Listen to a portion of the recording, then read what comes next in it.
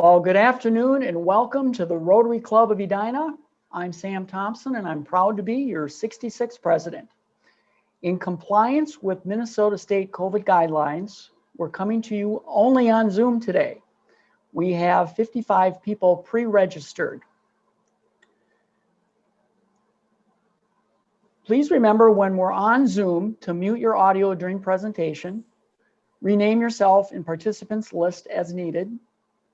Use the chat for questions and comments. I know we have a few guests too, so if the guests could please put your name in on the chat list, we'd appreciate it. Your name, where you're from, and who invited you, and then when Joe Hayes introduces the guest, he'll know who you are. And to let you know, this meeting will be recorded. And I also want to mention that our co-host today is Ryan Wilson. Hunger in America has hit record levels in communities across the country. Lines at pantries stretch longer and longer. There's no clear end in sight. And with COVID continuing to spread, with million Americans out of work and many schools not fully open, one of our nation's most urgent problems only has grown worse. Our club, with the Morning Club for years, has been tackling hunger within our community. Last Wednesday, the day before Thanksgiving, I was so proud of our club in the Morning Club, our club in the Morning Club. On this particular day, we packaged and delivered Thanksgiving baskets for people in need around our community. And this is a project that our club has provided, teaming up with the Morning Club for over 20 years. And with COVID, there was talk of, well, maybe we need to cancel it. Are you sure we should do this? And we thought, you know, we've got to find a way to do it. These families need us more than ever right now. So we really needed to step up. And our leader, Tom Cook, provided an excellent COVID plan. The way it was set up is he had it set up with 10-minute shifts in the ballroom of the country club that you can see in the photos there. And we had two very well separated food lines. And we limited the groups to 2 groups. And I don't think there was ever a group more than 4 or 5. There didn't seem to be that many. And we ended up with 85 baskets to families in need, with over 20 members volunteering within the Edina Country Club and 26 members that helped deliver. And the 26 members brought family members to help. So it was really nice to see. And there were some family members in the Edina Country Club too. I think the Spragues did both. They helped in the club and they went out and helped deliver. And we had so many heroes last Wednesday. I can't mention all of them, but I do want to thank a few of the people that were part of this. I definitely need, when I think of Thanksgiving baskets, I definitely need to thank Michael Stanzik, and he's in the photo on the left there. Not sure if he's doing a jig or what that is, but he's our president-elect, and he's been running this project for many years with Mary Husted. And of course, he's going to be our president next year, so he realized he probably should train somebody in and step back, and that's what exactly he did. And he did a great job of training Tom in. And he also was there in full support. So Michael, thank you. Mary Husted. And if you look at the photo on the far right, lower far right, at the table there on the right, that's Mary. She's been a major volunteer with this project for many years. And what she does is she works with the communities. So she makes sure that we find out where these families are that really need help. And then Becky Mikulski, our admin, who's to the left of Mary there in the photo. Becky did an amazing job of setting up the registration. It was very detailed. Had to get every 10 minutes, a new group came in. It just went like clockwork. And then of course, our leader, Tom Cook, just an amazing job. It's his first year doing it. There were so many obstacles. You can see Tom in the photo in the upper left there, giving instructions before we started doing the packaging of the gifts, or of the turkey baskets, excuse me. I want to thank those that volunteered that day. We had a lot of help. Those that donated canned vegetables, thank you. And I want to especially mention Paul Moody for donating his Faribault Woolen Mills blankets. They were a hit. People loved them, and we got really good comments back. So altogether, our foundation contributed with the Morning Club right around $7,500, feeding those in need. And it truly was a day that warmed the hearts of both the families, and our hearts were warm too for the good that we did. So thank you so much. Okay, member update. With sadness, we've had 2 member-related deaths this past month. In early November, member Jeannie Hines' mom passed away. She lived in Minot, North Dakota, and her mom had been an elementary school teacher. And June Pearson passed just recently in the last part of November. June is the wife of Dr. Lloyd Pearson, and Dr. Lloyd Pearson had passed a few weeks before June. And they are the mother and father. They were the mother and father of Dr. Brad Pearson, who was one of our members. So please keep Jeannie, Brad, and their families in your thoughts and prayers.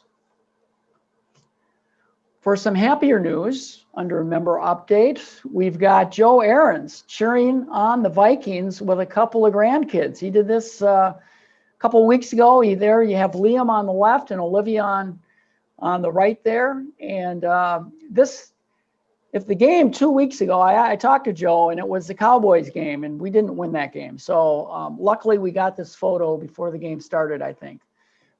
So they all have their smiles on. But great looking grandkids, Joe. Looks good. And Rotary in the news. Congratulations to our International Grants Committee with the Hearts of Europe Drones for Classrooms grant that was approved.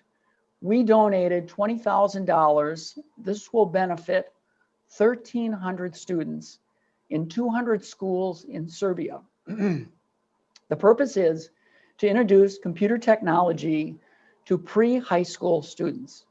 The total project is $200,000. It includes 9 districts and 16 clubs. In our club, Rotary Club of Edina, we are the lead international sponsor club for this project. So fantastic. Congratulations to all involved with this. It's really great to see. And birthdays. We missed a week with Thanksgiving. So we have 3 birthdays there. Happy birthday to the 3 of you.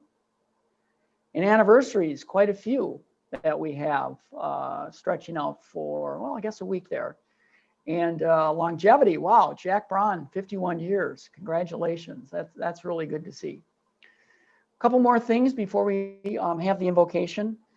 We are electing our incoming board members and secretary next week. And we were talking about it earlier before the meeting started. We need 56 people to be on the call.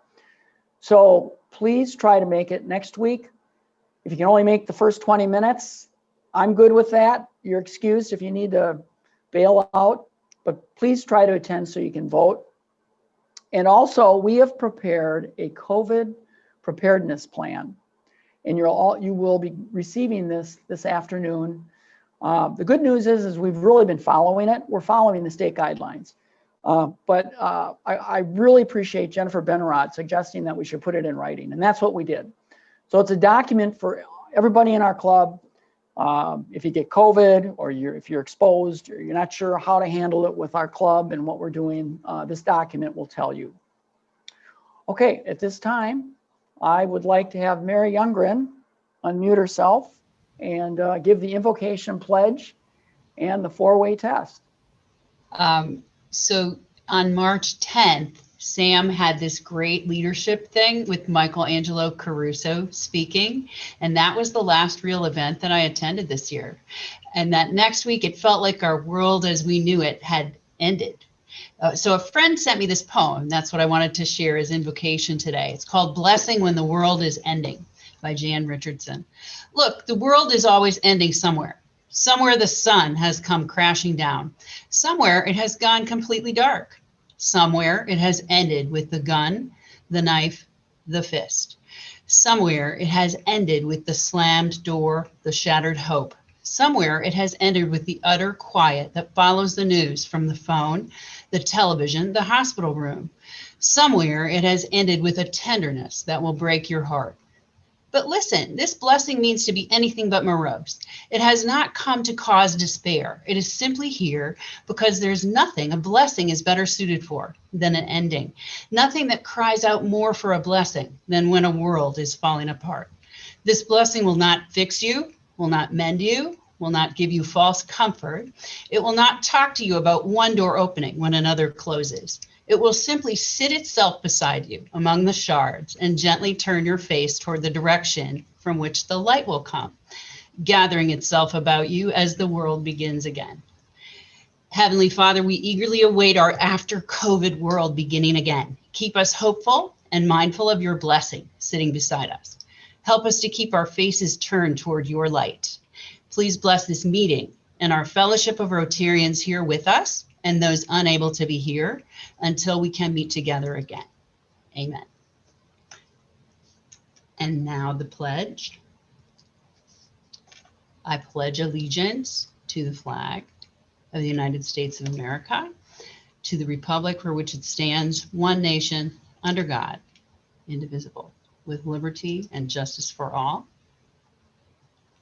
And the four-way test of the things we think, say, or do. Is it the truth? Is it fair to all concerned? Will it build goodwill and better friendships? Will it be beneficial to all concerned? Great. Thank you, Mary. Okay, Joe, you want to come on? Okay, I've got guest introductions. Bob Stellick has brought his son Mark to join us today, which is great. We have a future speaker, David Maggie, which we look forward to hearing his talk. Catherine Gump has two guests today. One, Andrew Odebatu, he's a professor at Bethel he's also on the Mounds View Police Advisory Board. So he has a special interest here. And then Catherine Ahern, who purchased, her and her husband purchased the house from my parents at 4807 Sunnyside Road. So welcome to all, and we appreciate you coming. Great. Thanks, Joe. Okay, Jean, you're up. Did you want me to show you first before I go to your slides? Sure, you can go right to the slide. Yeah. Well, we need to see your happy face there, your holiday happy face. You can't see my face? Yeah, we can see it. No, you look great. Okay, good. Okay, I'll put your slides up now. That would be great. Okay. I wish I was there to give you all a holiday hug. This is a tough year in lots and lots of ways. So I'm hoping that when you hear these bells, it reminds you of almost the 25 years that we've been doing this. This year is like no other in so many ways, and there's so much need out there. In fact, if you picked up the paper on your stoop this morning, there's an article that says the toy drives are short on volunteers and donations. And so we have a different year for us with Rotary in terms of how to collect for this holiday giving program. We've got some heavy lifting to do. I've got different ways for you to give this year that are very different from last year than when I could see you at the club. So we have chosen again 66 West and Cornerstone to give to. Those two groups, when I talk to the leaders of their organization, have more need this year than ever. And so they need us more than ever. We have 39 youth that used to be homeless at 66 West. My goal is that every one of those youth gets a gift card and a little stocking for the holidays. And there's a list of the gift cards that they prefer. So if you want to think gift cards, it's easy. The second group is Cornerstone, and think about these families that are in crisis situation and they are hunkered down for the holidays. So what they've asked for are gifts that help them, that contribute to their joy as they're hunkered down. So games, toys, things that they can do together to help them bring some joy. And also they're asking for women's pajamas. Nothing better than sitting in your PJs playing a game with your kids. And also the plastic mittens for children so that when they go outside, the snow, when we get it, slips right off, keeps them warm. So if you would think about these two groups and how you want to give, here are the ways to give this year.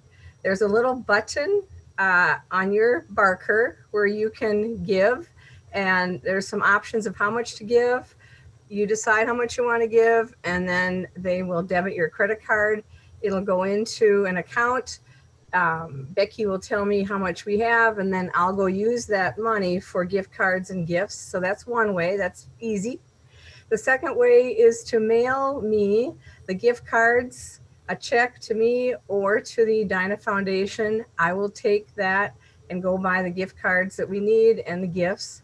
Or you can drop off gifts or slip an envelope into my mailbox at my address. The other day I opened my door and we already had 2 people that have dropped off gifts. You can either tuck them, it's fairly safe at my house, behind the planters. Otherwise you can go in the back, it's unlocked, leave it by the back door, put it in my unlocked shed, whatever you want to do. So that's another way to give. The third way is Les Jones and I are willing to come out to the Edina, South Minneapolis, St. Louis Park area, and we'll come pick it up. So all you need to do is call me, text me, give me an email. And Les and I spoke yesterday, and we're both willing to head out and pick up your gifts. We have until December 19th. So I usually wait till that last Friday before Christmas to count up whatever we have, do the shopping over that weekend, and then get the gifts and the gift cards to the organizations that Monday. So it's an unusual year. Think about giving. It feels good to give, and the need is so great this year. Well, thank you, Jean. Thanks so much. Yep. Okay, Dan Halberg. All right. Holiday bell ringing. Well, first of all, thanks to Jean for that, reminding us about that 25-year tradition that we've created on. She has really fostered on holiday giving. I have another holiday giving tradition that I want to talk about right now, which is ringing bells for the Salvation Army Red Kettle this year. And Edina Rotarians will be again ringing bells for the Salvation Army again this Christmas season. And I'm wearing my holiday hat in to highlight that too. This is a great tradition that we have created in partnership we've created with the Salvation Army, and this is our 15th year of ringing for the Red Kettle. Now, during that time, Edina Rotarians have raised over $80,000 for the Salvation Army. I think that's just a terrific record. Now, this year we will be ringing at Jerry's Foods on Vernon Avenue in Edina for 5 days, starting on Thursday, December 17 through Wednesday, December 23rd, and ringing from noon to 7 p.m. So I would urge all of my fellow Edina Rotarians to stop by Jerry's during those times, to contribute to the Red Kettle, and then to greet your fellow Edina Rotarians who are doing the ringing. Now, I do have at the moment 4 time slots still available on Monday, December 21 and Wednesday, the 23rd. So if somebody would like to join as a ringer for the Red Kettle, please contact me and we'll see if we can slot you in. Sam, there's an email, Becky's sending an email out today that has got my contact information on it, so people can get a hold of me. That sounds great, Dan. Merry Christmas to everybody too. Thank you. Mhm. Okay, and now we have Susan. I'm just going to keep the screen on for you, Susan. All right. Well, hello to all of my favorite Edina Rotarians. It's good to see everybody online. I'm here today to talk about the holiday party. And while we can't gather together in person, we do have something very, very special planned that will take the place of our holiday party. So on Thursday, December 17th from 6:30 to 7:30, grab a Manhattan. That happens to be Mrs.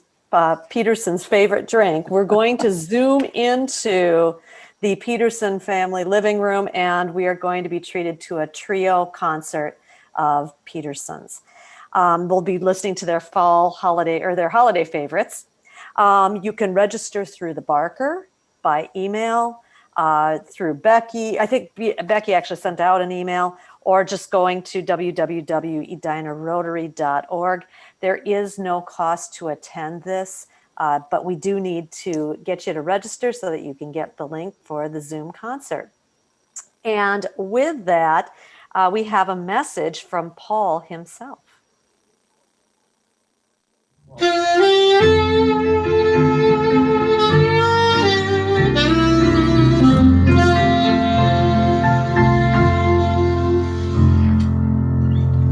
Hey, my Rotary brothers and sisters, don't forget to mark your schedule. December 17th, we're going to have a virtual holiday party. Make sure you sign up, and the Petersons are going to give you a little entertainment. Aren't we, you guys? Yes, we All are. right, we'll see you And then. may all your Christmases be wise.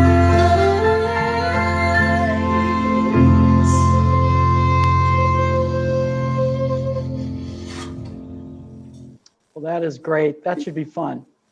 Thank you, Paul. We are ready for our program. And this is going to be, the way we're going to set this up is our speaker's going to make a few comments, but we thought it would be, make for a really nice program if most of it would be questions and answers, because I think our group probably has a lot of questions with what is happening with Minneapolis Police Department. And I want to thank Scott McDonald. He helped us find John Elder as our speaker today, and unfortunately Scott is not able to be here. And I look forward to this session today, as do I'm sure the other people that live downtown. I've lived downtown since 2016, and so I really look forward to hearing what John has to say. John Elder is a Director of Public Information / Public Info Officer for the Minneapolis Police Department. He reports directly to the Chief and Assistant Chief. The PIO is responsible for the public dissemination of MPD-related information to residents and members of the media.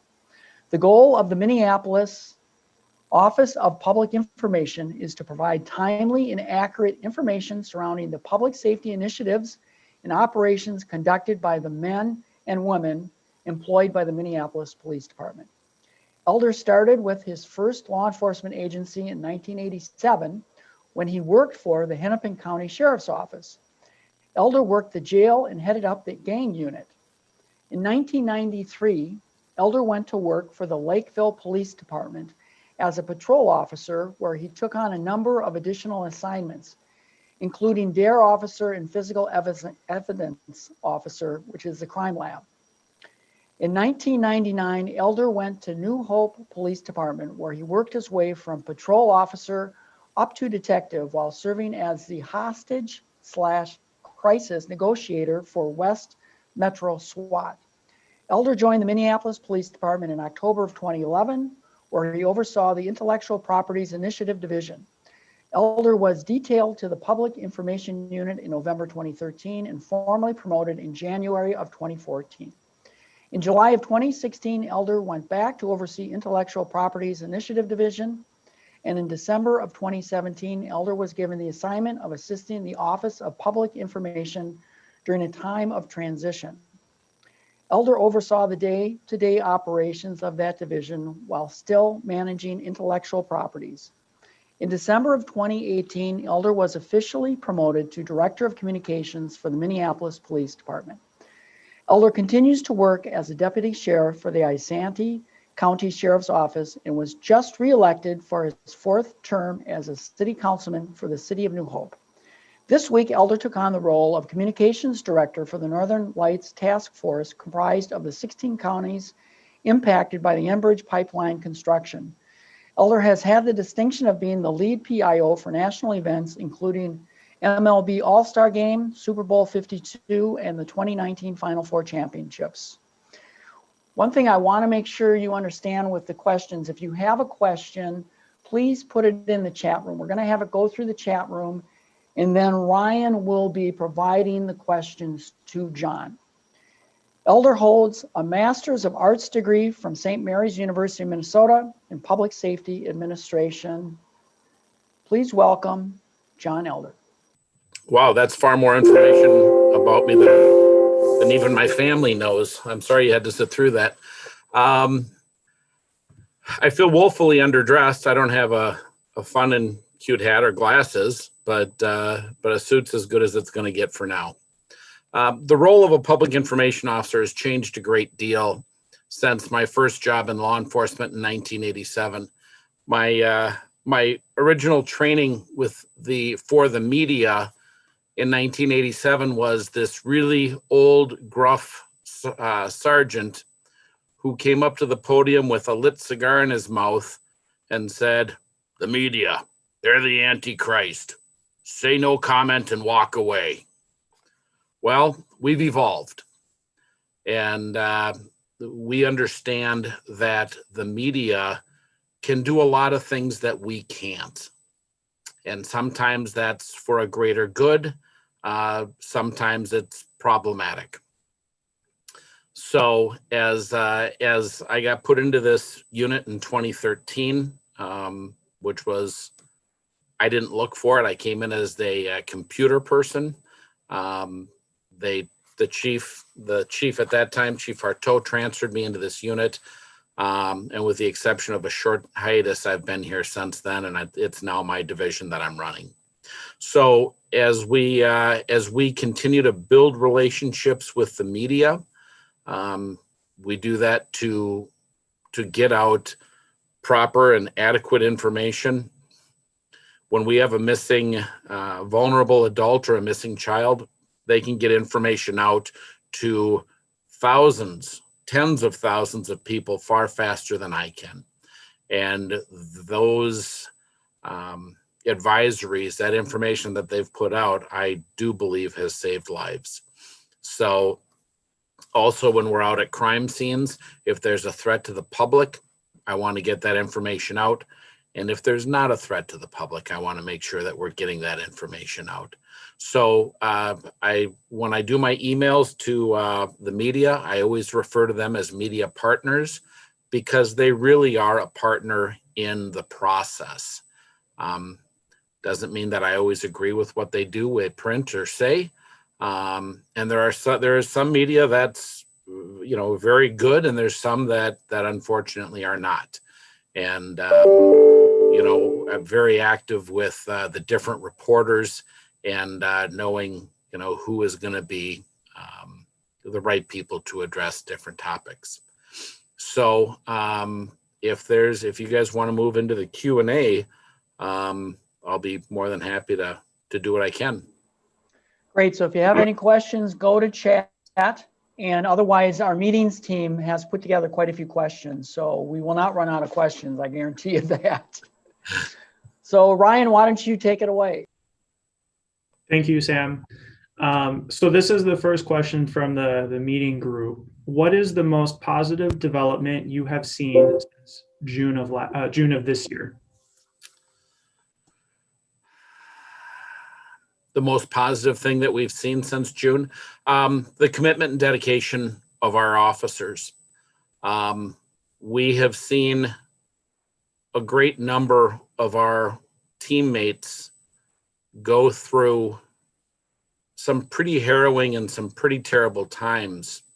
And yet, as I'm out at roll calls and I'm out at scenes, I continue to see dedication, professionalism, and really a true passion for what these folks do.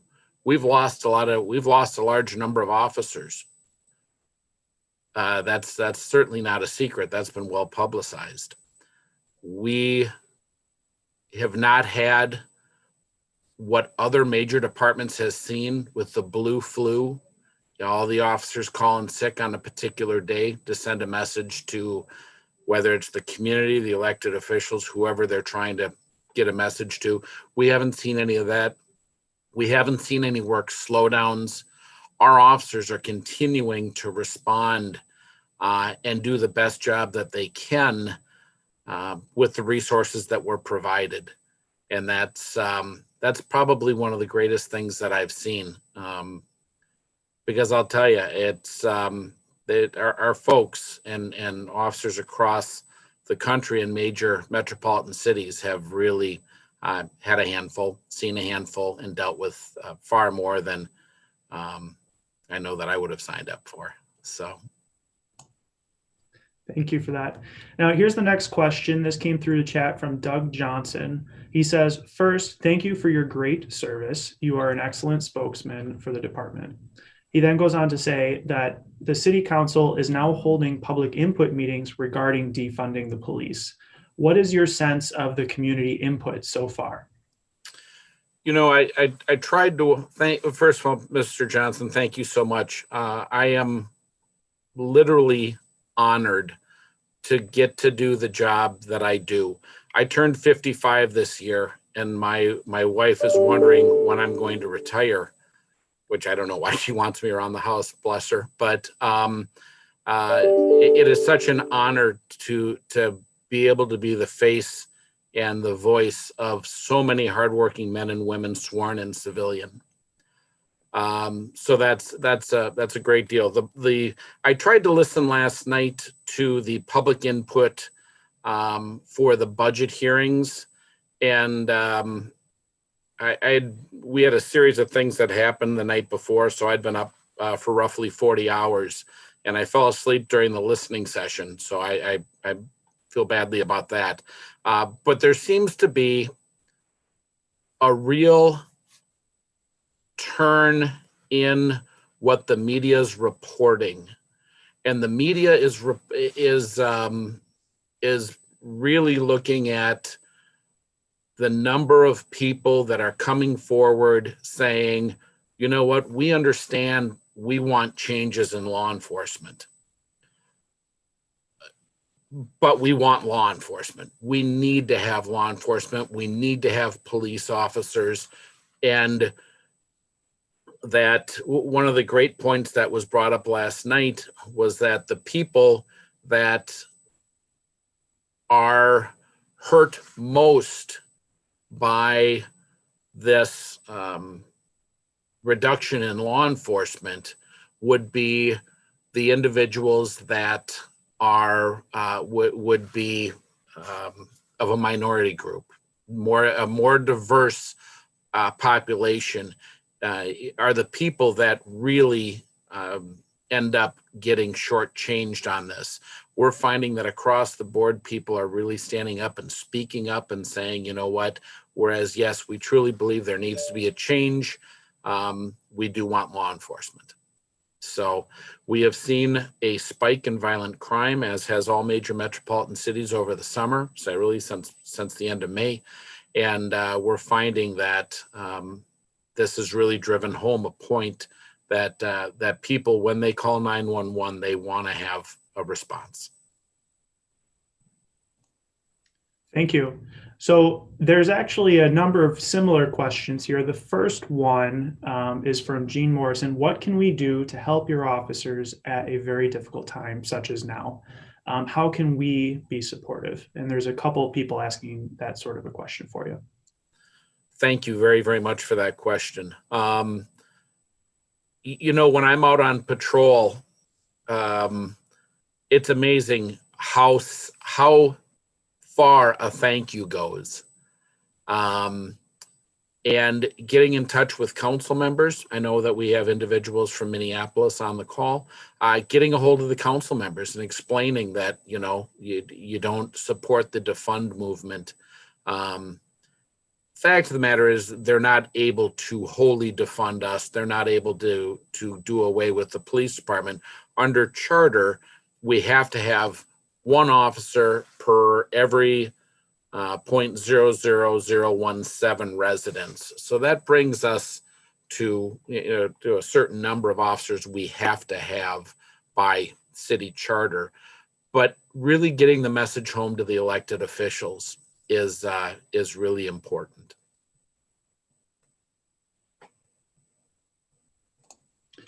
Thank you. Now, this next question comes from Josh Sprague. And again, I have a couple questions of this sort of request. Are officers supportive generally of more funding for social service workers in the field and to remove some of the social working aspects from their interactions with individuals, especially those with mental health or deeper family issues? That's a fantastic question. Yes.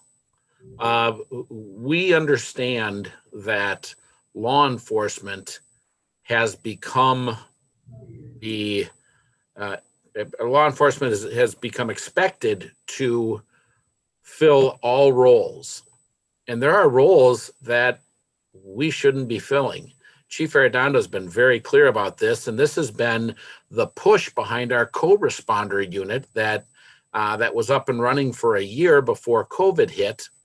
And that is where we have an officer in soft clothes, meaning khakis and a polo shirt. They do remain armed, and they are responding to critical mental health calls. And the one thing that people have to understand is that we are not sending them to the calls first alone. We are sending marked units out to make sure that the scene is safe.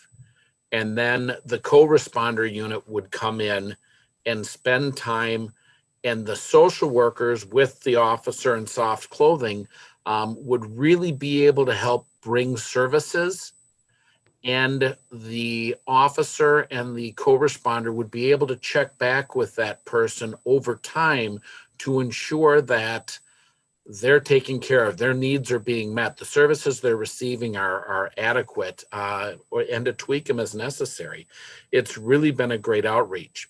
I will tell you, as an officer, I will absolutely go to every mental health call I'm ever dispatched to, but I'll also tell you there's other people that can do a much better job at this, than the average officer can do. And if we're able to take that off of the plates of our response cars, they can spend more time dealing with the crimes at hand. So this next question for you comes from Dennis Hikes. And Dennis, I'm going to modify your question a little bit based off of his previous response, but I hope I still hit on the key ask of your question here. So let's assume for a minute that there was additional funding provided to the Minneapolis police force. Do you think that the typical officer on the force would prefer those funds?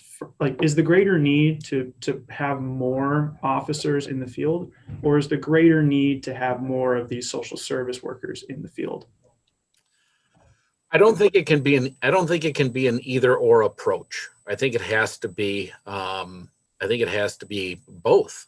And really what it boils down to is in 2019, when we asked for additional officers, we did a study. We had our 911 team do a study, and that between July 1 of 2017 and June 30th of 2018, we had 6,776 911 calls that we did not have an officer to respond to. Those were priority one calls. Those are the robbery, the rape, the shootings. Over 6,700 times in that year, we had to put somebody on hold till we could get a squad car freed up to get over to them. There is not any question that we need additional staff. Chief Arredondo last year asked for 400 additional officers. The council gave us 0. So there is a need for additional officers, but there's also very clearly a push and desire for additional services to be done outside of a sworn person. So again, it can't be an either or. It has to be a cumulative or a hybrid. Thank you for clarifying that. This next question for you comes from our meeting group. Can you speak about the recent flurry of carjackings in Minneapolis? Who is doing it? When are they happening and where? How can citizens protect themselves from being carjacked? Very timely. I sit on the National Board of Directors for the Public Information Officer Group for the major cities. I speak with the public information officers from all the major cities once a week.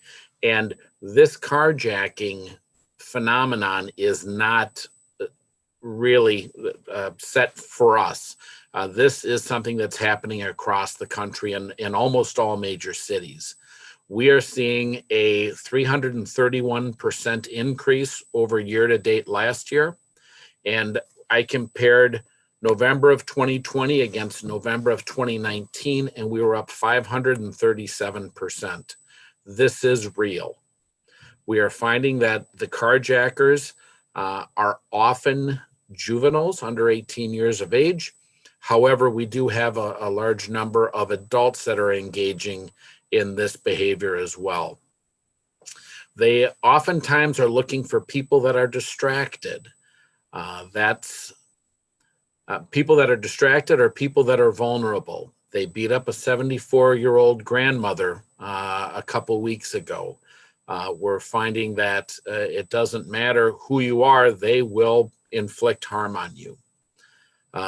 They look for people that are distracted. Maybe it's somebody who's taking groceries out of their car. Maybe it's somebody who's wrestling to get a laptop out of a back seat, or somebody who's taking a baby out of a car, out of a car seat. They're looking for people that aren't necessarily paying attention. You should be able to do all of those things without having to worry about it. But the fact of the matter is that people need to know, really, really keep an eye on their surroundings. It's so important. When I go home and maybe after being at a homicide scene at 3 a.m, I don't drive right to my house and go in. I drive by the house. I make sure that there's nobody out lying and lurking in wait. I drive by, make sure that that's okay. And I drive up and down the streets that go around my house just to look. It's not paranoia. It's just knowing what lays or what may be laying in wait. And if you see something that doesn't make you comfortable, don't hesitate to call 911 or don't go home right then. So that's really important that people are keeping an eye on their surroundings.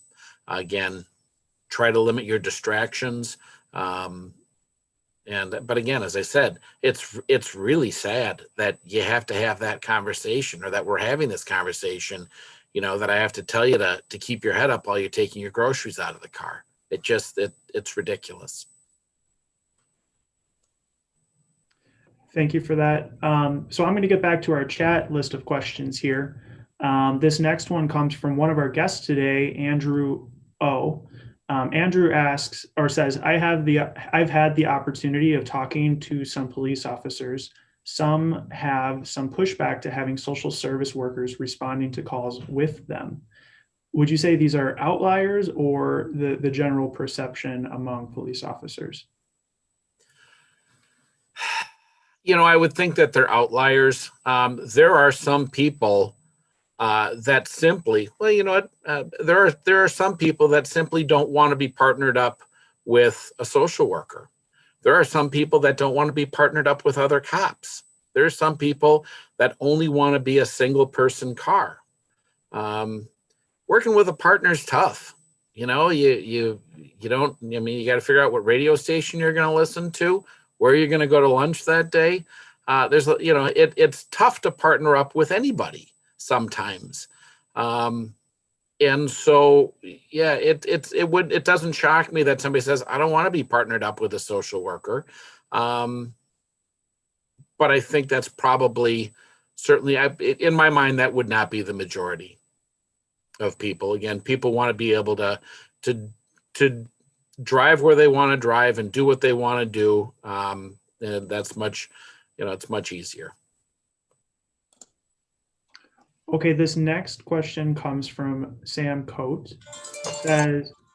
He says, my son-in-law just rebuilt his damaged store at Chicago and Lake. His response from the police is that he should not expect support from any type of help on a timely basis. And other businesses hear the same. Why is this true? As I stated earlier, we have seen a very substantial spike in violent crime, and our resource numbers are down. Chief Arredondo has destaffed a number of our units in the police department so that we can really focus on the two core missions of any law enforcement agency, and that's 911 response and investigations. Our community engagement team, our Bike Cops for Kids, our Police Activities League, these things are all have been destaffed, and those officers have been assigned to patrol and investigations. With the violent crime spike we're seeing that we are sending more cars to the average call than we have in previous years. And with resources being down, our response times are extended. So whereas no officer is telling people, hey, we're just not going to come, the fact of the matter is those officers are being honest and saying, you know what, there will or may be delayed response times. And again, each of these officers, as I stated earlier, our folks are coming in, they're showing up, they're working, they're doing the best they can with the resources they have. And so I think that's what's behind that messaging. Thank you. Okay, so unless Sam says otherwise, I think I have time for just one more question here. So I'm going to go with a question from Doug Johnson. He says, my understanding is that beginning January 1st, a number of people arrested for a wide range of crimes will no longer be assessed bail. What is your opinion of this no bail movement? We've seen this coming for quite some time. In fact, it really goes in line with what we've seen happening. We've seen great reductions in bail. We've seen where we don't book people on warrants. We're seeing that there's times we just can't book even misdemeanor arrests. And if that person is able to be identified, they don't pose a physical threat to society. It doesn't matter that this is their 37th driving after revocation. You're not going to jail them. So this is keeping in line with what we've seen a movement to be. Really, there are people that do need to go to jail. We would like to ensure that we're able to continue to do that because some people do just simply pose a public safety risk. And, we obviously, especially with COVID, we don't want to, pack up the jails, but we want to be able to have the ability to place somebody into custody if there's a public safety need for it. And, we did not get much of a warning at all yesterday. As a matter of fact, we got no warning yesterday when the county attorney came out with this bail announcement. I was meeting with Chief Arredondo this morning, and we were discussing it. And neither of us had gotten any previous advisory that it was happening. So it was interesting to us. John, thank you so much for talking to our group today. Your dedication and professionalism for what you're doing today for the metropolitan cities is clear, and we appreciate that, the information. About the carjackings, I can't believe it's up 531%. And I thought it was a good advice to be more aware of your surroundings and driving by your home, perhaps if you're getting home at odd times, to see what your environment looks like before entering your home. Thank you. From literacy and peace to water and health, Rotary is a global network of 1.2 million problem solvers who unite to take action to create lasting change to better our world. In honor of your presentation, we'll make a donation to Every Meal, formerly known as the Sheridan Story, an organization focused on other food gap programs that help 10,000 children in the Twin Cities. Again, thank you so much on behalf of Edina Rotary. Thank you so much. It's been an honor. Okay. Okay, well, thank you, John. That was great. Looking ahead, we have on December 15th, our leadership series. It'll be Terry Moore talking about problem solving. And then, of course, we know that we have on the 17th, the Pearson Family Christmas Trio. Next week's speaker who is on this call is David Magee on current business trends. That should be very interesting. I want to thank everybody for attending our Zoom call today. Especially want to thank John Elder. I want to leave you with a quote. Evil is powerless if the good are unafraid. Ronald Reagan. Meeting adjourned.